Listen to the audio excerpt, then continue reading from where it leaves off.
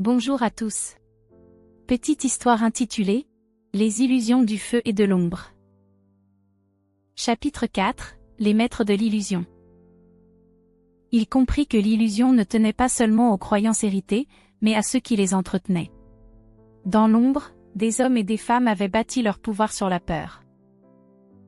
Ils invoquaient des noms interdits, brandissaient des symboles pour impressionner. Derrière leur regard de prophète, il n'y avait pourtant que des manipulateurs habiles, utilisant l'occulte comme des chaînes. Leur arme la plus redoutable n'était pas la force brute, mais la conviction qu'ils instillaient: si tu désobéis, tu subiras la colère des ténèbres. Ce mensonge avait traversé les siècles, nourrissant des légendes et des récits qui enfermaient les peuples.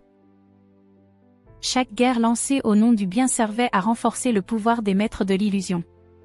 Leurs discours piégeaient les consciences dans une logique binaire, lumière ou ombre, obéissance ou damnation. Mais derrière ce théâtre, il n'y avait rien d'autre que des hommes qui savaient se servir de la peur comme d'un levier.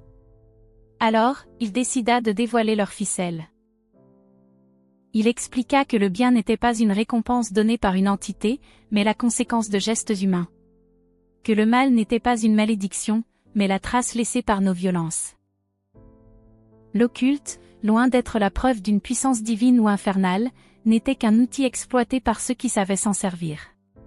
Face à cette vérité, les maîtres tremblèrent, car leur pouvoir reposait sur une croyance fragile. Mais dévoiler la vérité avait un prix.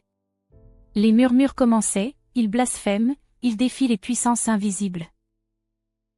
Pourtant, ils savaient qu'il n'y avait pas de retour possible. Le dernier masque allait bientôt tomber.